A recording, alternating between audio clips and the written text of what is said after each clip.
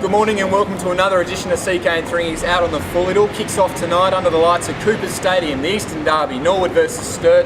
Both sides coming off stirring victories last week, and Chris, the fans seem to be voting with their feet. They love night footy. They certainly do. 6,500 on Anzac night there for the Norwood versus Port game, and the Redlegs got the chockies. You kept the faith. I jumped off the bandwagon. Well done there to the Redlegs. Bit of a different story against the Double Blues. Weren't they fantastic against Centrals last week on Anzac Day clash? We're going to hear the Heartbeats True song, but I think it'll be the Sturt version. Fantastic night. Friday night, Cooper's Hill. I'll be out there with a few beers.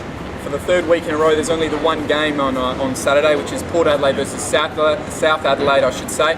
Port have won 3 out of the last 4, but South coming off a big win against Woodville last week. Surely they can make it 3 out of the last 5 for Port.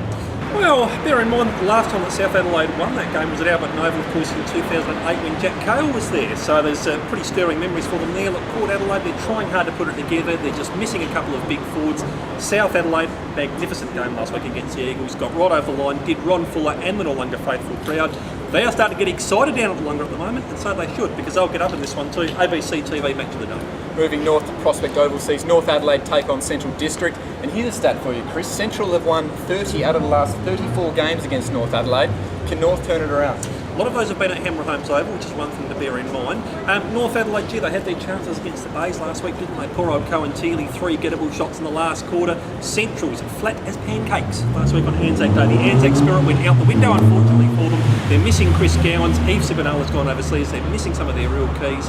For mine, they've still got just enough class around the park, and they should get up by under 2 goals in that one. Woodville West Torrens take on West Adelaide to finish out the round. And the Eagles have won 9 out of the last 10 against West Adelaide, but West Adelaide fresh off a bye. Anything could happen, Chris? Look, it could. West Adelaide, they've lost their structure a little bit this week because Travis Ronaldson is heading back to Victoria. That's unfortunate. He's going to continue his study, so that leaves them a bit short, literally and figuratively. Eagles had been in very good form until last week. We knew they were going to find it hard to overcome with the old coach Ronnie Fuller at Noarlunga, and they did. Look, for mine, the Eagles have probably still got too much in hand. Tell you one thing though, they need Scotty Welch to get a few kicks and a few goals, because at the moment he's been a bit disappointing. Nick Solder for mine, if he's not pulled up by the power to kick 5. Eagles to win by 4 to 6 goals, and that is the RPH match today. There you have it, footy fans. Another big weekend of footy. Get out to it, support your local footy, enjoy it. We'll see you next week. Yeah, so for round 6, folks, I'm going to take the Double Blues over the Redlegs. South Adelaide to continue on their winning run, Woodville West Torrens, and Central District to bounce back. And Chris, I'm hot on your tail, but I'm not going to make up any ground this week. I'm following you 100%. Sturt, South, Centrals, and Woodville West Torrens.